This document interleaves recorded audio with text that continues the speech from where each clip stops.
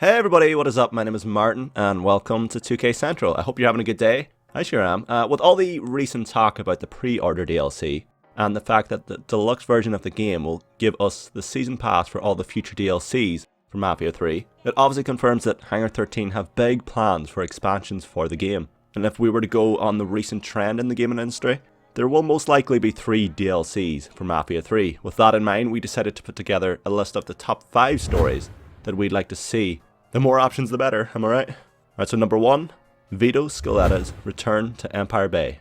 So this is the number 1 DLC that every Mafia 2 fan wants, I assume. The ability to play as Vito Scaletta one more time, not only in New Bordeaux, but our preference would be a return to Empire Bay, to fill every loose end that has been left open by Mafia 2's ending. Now, this needs to make sense from a narrative perspective in Mafia 3.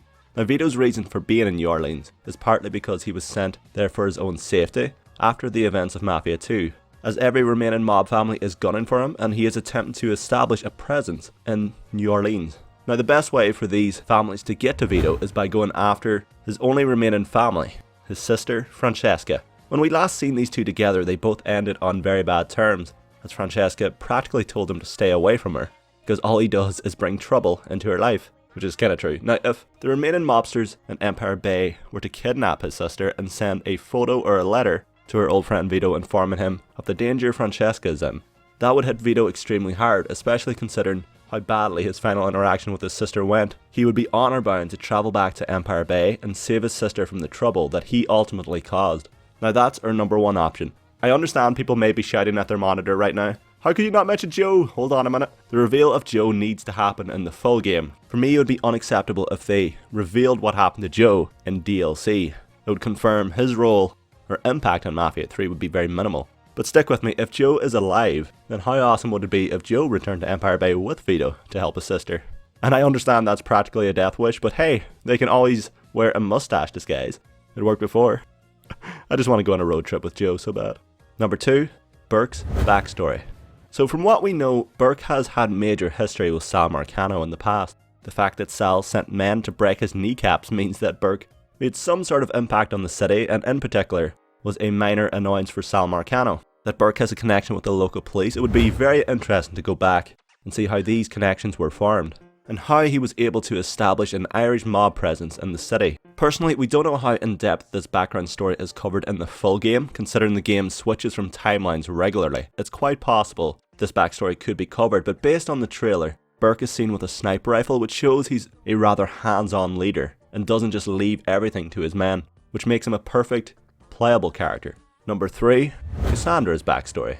Okay, I guess you're catching on to the trend here. Right now, we know Cassandra is at war with Sammy and the Black Mob when the game begins. The two groups are fighting over a specific racket in the city. It's only been confirmed that it revolves around numbers, which could be a gambling racket or something to do with a fixed lottery. And based on the abilities Cassandra offers, it's pretty clear that she has some extremely powerful connections in the city of New Bordeaux. It has also been hinted that she has a personal history with Sal Marcano, so she has an interesting backstory that can be covered. But honestly, we don't know how hands-on she is as a character. In the trailer, she can be seen with a knife, which suggests she may get involved once she's in the power position, like interrogating someone who is in no position to fight back. But if she is similar to Burke and Vito, in which she gets involved personally, then she is a perfect character for a DLC. But as I said, if she's the type of character that comes up with the plans and sends her people to do the dirty work, I don't know how she'll work as a playable character.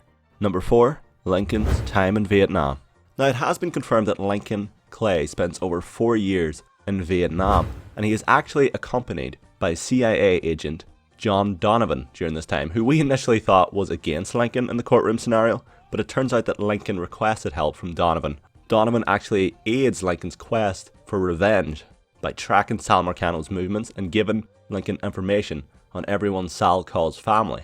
So during the courtroom case, he is most likely defending Lincoln, who is on trial for his crimes, unless Sal can corrupt Donovan to his side. But it's very likely Sal played a fast one and found that the only way to stop Lincoln and save himself was to get the police involved. But back to the DLC. God, I'm getting sidetracked. As I said, Lincoln spends 4 years in Vietnam. Personally, I can only see 1 or 2 missions taking place during the Vietnam War. But I for one would love to see a DLC that covers the majority of Lincoln's story during the Vietnam War, to learn more about how brutal that war was and how it truly affected Lincoln. Number 5. Sal Marcano's rise to power. So I'm going to give a brief description. Sal's rise to power consists of a major betrayal. During the 1930s/1940s, Sal's father led the Marcano family, but another family at the time held true power over New Bordeaux, and the Marcano family were subjected to being underbosses under their rule. But truly, the Marcano family were powerful enough to take the city. Sal then seen this as the perfect opportunity. He betrayed his father by setting him up.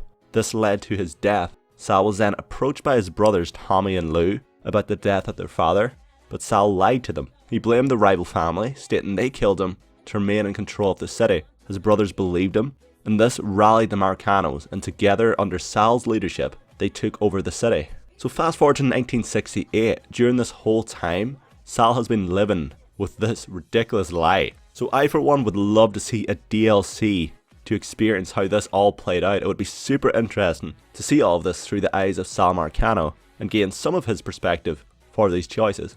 But yeah, that's our list of the DLCs we want from Mafia 3. And we understand that Vito's return to Empire Bay is quite unrealistic, but a man can dream, right? But let us know what you guys want from a Mafia 3 DLC, we'd love to hear it. But that's the end of this video, and as always guys, thank you so much for watching, and stay tuned for more Mafia related content here on 2K Central. Alright, take care guys, bye bye. Yes, everything's absolutely splendid. Walking down the street and you hear that